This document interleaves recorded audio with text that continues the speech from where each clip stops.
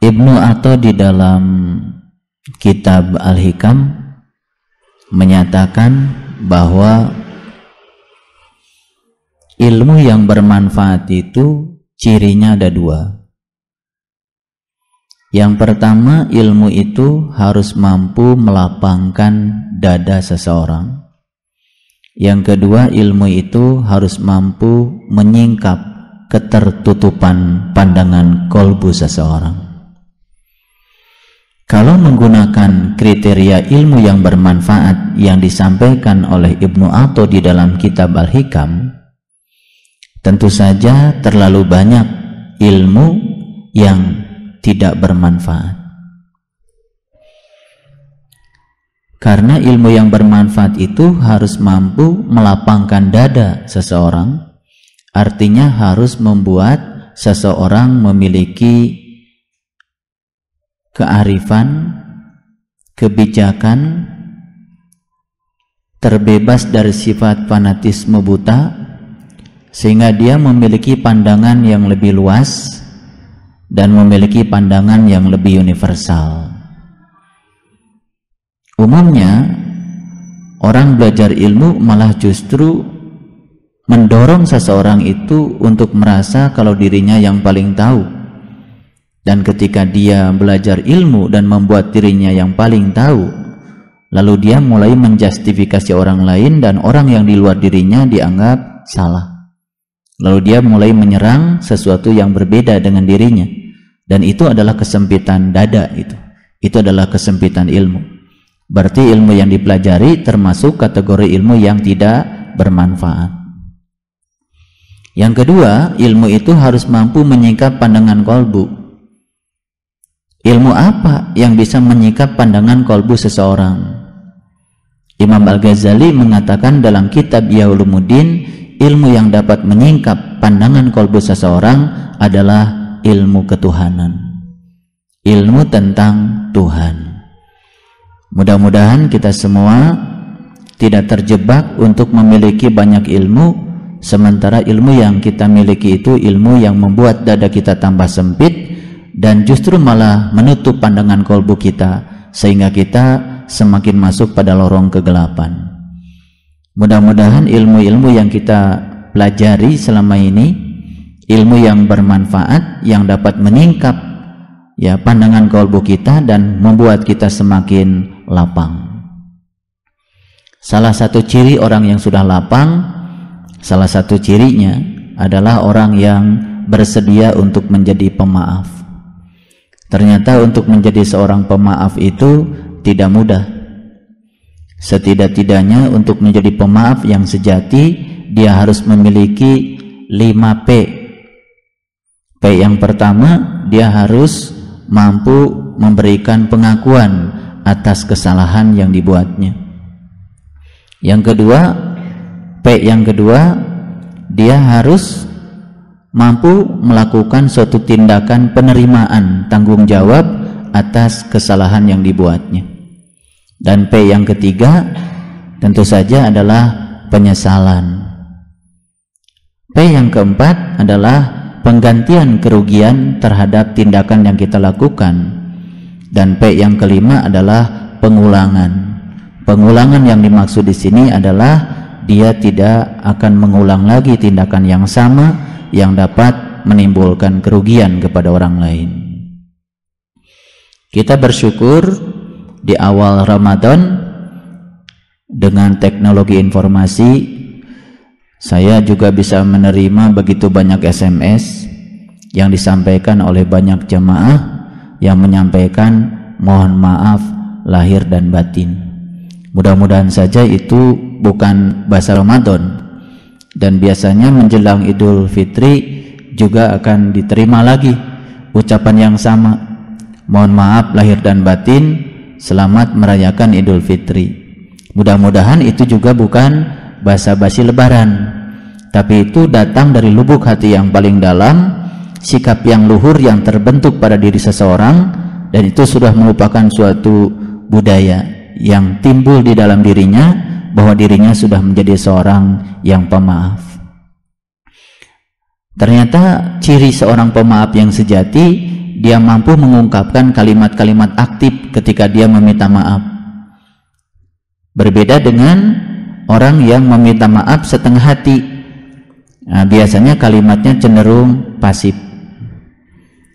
Apa bedanya kalimat aktif dan kalimat pasif? Kalau kalimat pasif seperti ini: mohon maaf bila ada kesalahan.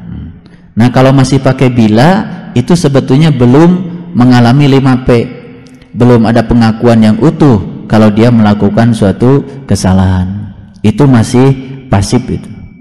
Kalau yang aktif, mohon maaf atas segala kesalahan, itu aktif. Jadi sebetulnya dari tulisan dan kalimat yang disampaikan, kalau dia sudah mencapai keluhuran budi atau belum, itu bisa dilihat dari ungkapan kalimatnya. Jadi kalau masih pakai kata bila, itu masih bersyarat. Kalau masih bersyarat, itu sebetulnya masih pasif. Kita belajar ilmu ketuhanan pada hakikatnya adalah untuk mengantarkan kita memiliki akhlak yang mulia. Salah satunya adalah kita menjadi seorang yang pemaaf. Menjadi pemaaf yang sejati ternyata tidak semudah membalikan telapak tangan, karena diperlukan suatu perjuangan. Nah, ketika seseorang sudah sampai kepada Allah, sudah bisa melihat af'alnya Allah, kalau Allah itu maha pengampun atas segalanya, maka orang akan belajar dari sifat Allah, dia pun akan mudah untuk menjadi seorang pemaaf. Mudah-mudahan saja ilmu yang kita pelajari mengantarkan kita untuk menjadi orang yang semacam itu. Jadi sebetulnya ilmu yang bermanfaat itu ilmu yang mengantarkan seseorang untuk memiliki suatu pandangan yang luas, pandangan yang universal. Di awal Ramadan terjadi perbedaan. Ada orang yang berkeyakinan bahwa untuk mengawali Ramadan itu tidak perlu dengan ru'yat, cukup dengan hisab. Tapi ada yang berkeyakinan bahwa untuk mengawali Ramadan harus dengan ru'yat. Yang di ru'yat itu namanya hilal. Hilal itu sebetulnya adalah awal terjadinya pergantian bulan. Kalau kita belajar Quran surat Al-Baqarah secara parsial, ayat demi ayat, tidak secara keseluruhan, secara kontekstual, secara keseluruhan surat Al-Baqarah, kita tidak akan pernah mendapatkan gambaran utuh tentang itu. Pada kesempatan yang penuh berkah ini, saya akan memberikan kajian kuliah yang agak mendalam untuk memberikan suatu keyakinan yang universal, dan saya akan menunjukkan betapa Quran itu luar biasa. Kalau kita sudah sampai pada pemahaman yang universal, kita tidak akan lagi gontok-gontokan. Perbedaan awal Ramadan, perbedaan akhir Ramadan, kalau kita sudah mencapai suatu pemahaman yang bersifat hakikat, tidak akan terjadi lagi. Semua yang terjadi karena kita semua masih di permukaan, masih di wilayah yang bersifat materi. Hisab itu materi, ru'yat juga materi. Kita semuanya ribut karena kita katanya untuk mengawali Ramadan harus melihat hilal.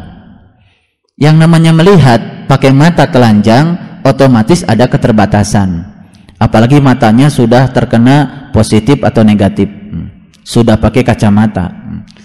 Kacamatanya sendiri kan sudah membantu kelemahan mata karena aspek penuaan yang terjadi. Sel-sel di dalam mata kita juga perlahan mengalami kematian. Otomatis daya akomodasi mata lama-kelamaan juga melemah, sehingga harus dibantu dengan kacamata. Harusnya disadari sebetulnya tubuh kita semakin hari semakin melemah. Nah, lemahnya itu sampai harus dibantu dengan kacamata. Kadang ada orang yang tidak bisa melihat dekat, kadang ada orang yang tidak bisa melihat jauh. Ada juga yang tidak bisa melihat dekat dan jauh, dua-duanya, sehingga harus dibantu dengan kacamata silindris. Ada positifnya, ada negatifnya. Semesta juga terus berubah. Kita tahu bahwa pemanasan global telah memicu es di kutub mencair. Kalau es di kutub mencair, otomatis es itu akan menuju laut. Jumlah air di laut semakin hari semakin banyak.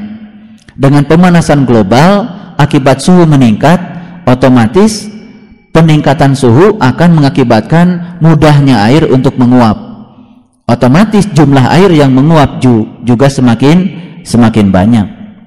Kalau jumlah air yang menguap semakin banyak, otomatis awan yang menutupi bumi kita juga semakin banyak. Kalau awan menutupi bumi, otomatis penglihatan kita untuk melihat langit yang hijau pun, yang biru pun menjadi terhalang. Nah, apalagi kita bisa melihat pergantian bulan yang jauh.